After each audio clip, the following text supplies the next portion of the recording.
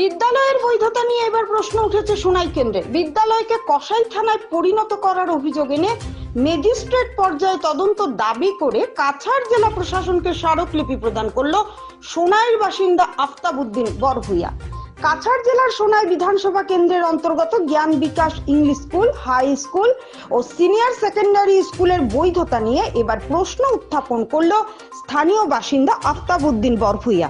গোটা বিষয়টি স্থানীয় প্রশাসনের নজরে এনে বিদ্যালয়গুলোতে ম্যাজিস্ট্রেট পর্যায়ের তদন্ত সাপেক্ষে বিহিত ব্যবস্থা গ্রহণের আর্জি জানিয়েছেন আফতাবউদ্দিন বরভূঁইয়া।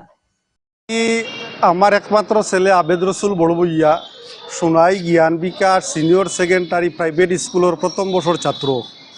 গত 23 তারিখ 2:30টার সময় স্কুল থেকে আসার পথে স্কুলের সামনে কিছু দুষ্কৃতীরা তার মারপিট করছে।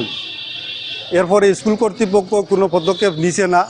আমি গিয়া দেখছি তারা কলেজ বন্ধ করিয়া গেছে গা। পরে কর্দমাক্ত অবস্থায় আমার ছেলেরে আমি সোনাই থানায় নিয়ে মোকদ্দমা দায়ের করছি। পুলিশ তদন্ত করছে, কিন্তু এখনও দরপাকড়ের কোনো খবর নাই। আমি আজকে ডিসি স্যারের এখানে একটা মেমোরেন্ডাম প্রদান করছি এই স্কুলের এগেইনস্টে ম্যাজিস্ট্রেট পর্যায়ের তদন্তর লাগিয়া। এই স্কুলের বৈধতা নিয়ে আমার সন্দেহ আছে। এখানে দ্বিতীয় বর্ষ আমার মেয়ে একটা পড়াশোনা করেন, হে প্রথম বর্ষে যে ফার্স্ট করছে তার কোনো অ্যাডমিট নাই, কোনো এইরকম 18-20 জন ছাত্রছাত্রী আছে। এরা প্রথম ইয়ারের তার পরীক্ষা কর্তৃপক্ষ ফিস জমা দিছে না, তারা অ্যাডমিট আইছে না, অথচ তারা দ্বিতীয় বর্ষ পড়াশোনা করে।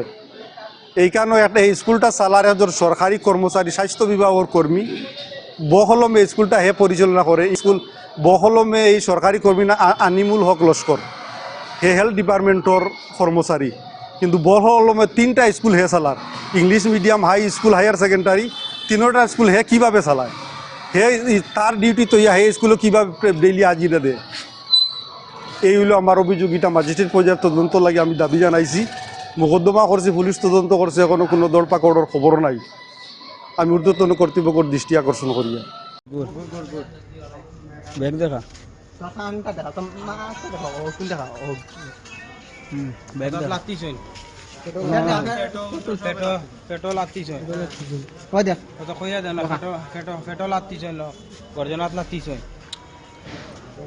বাপে আর তার বড় ভাই আর একটা, তারা দুইজনে মিলিয়া মারছেন। আর লগে তার যে স্টুডেন্ট ছেলে হেও আছে।